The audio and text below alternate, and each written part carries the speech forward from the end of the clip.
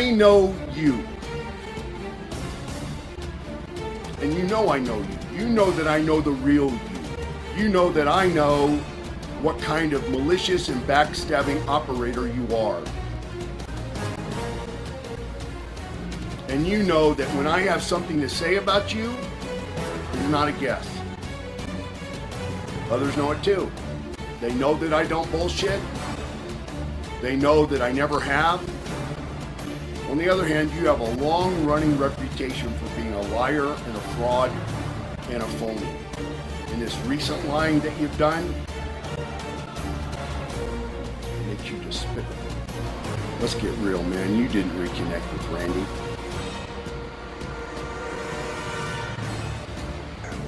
Yeah, Randy was real paranoid. I mean, when he'd walk through the dressing room, he'd make Elizabeth look down. Don't look at anybody, don't look at her, I'll kill you. You know, he always was in character, and he just was so paranoid of his wife. And I remember when he first moved down the beach from us, they bought a little house on Kensington. And, you know, it's a beautiful house with a big front door. And all of a sudden, he built a cage around the front door with another locked door. Wow. I'm leaving for 6 days. You got 6 TV dinners. Don't leave the house. Ooh, yeah. I mean, you're a real piece of shit, Terry. You just recently reconnected with a friend you hadn't spoken to in 10 years. 10 years there was silence between you and Randy. And you go on that sit-down interview show and you throw Randy under the bus in the hateful, vile way that you did? What's wrong with you, man? What kind of human being are you? I mean, the things that have real value mean nothing to you and your life. Outside the ring, though, we hear different stories about your relationship with Savage. Care to go there? I mean, there's rumours that have flown over the years, stories of Savage blaming you for his divorce to Miss Elizabeth, and, you know, can you clarify any of that, your relationship with Randy? He blamed me for everything. Yeah. If it was a cloudy day, it was my fault. I was there, Terry, I know. You and Linda contributed to the fallout of their marriage. Randy was on the road, touring around with me night after night. You were shooting some movie in Florida or something like that, and you and Linda got in Elizabeth's ear that she needed to get out more, go do things on her own. You kept pressuring her, and it finally happened. And that was the beginning of the end. You know, Terry, you get such a sick pleasure out of, you know, exposing other people's dirty laundry, taking cheap shots at them. So I want to do some of that. There are days, Terry, where you do nothing but sit around and snort cocaine. Terry, you truly are a dopehead. I mean, you have been into getting high and doing dope for years. You were so fearful of confrontation that you assisted other guys in keeping them junkies just so you could have control over them. Dirty laundry. Like that you and Linda had an open marriage.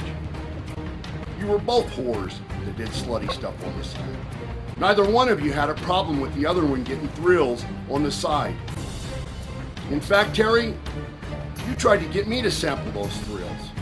You know, being the only wrestler that said no to so many things in wrestling, I bet I'm the only guy that ever said no to doing your wife. You ended up sleeping with one of your daughter's friends. Your wife, she ends up betting the 17-year-old classmate of your daughter, the guy went to school with your daughter, who weirdly looks like a young version of you.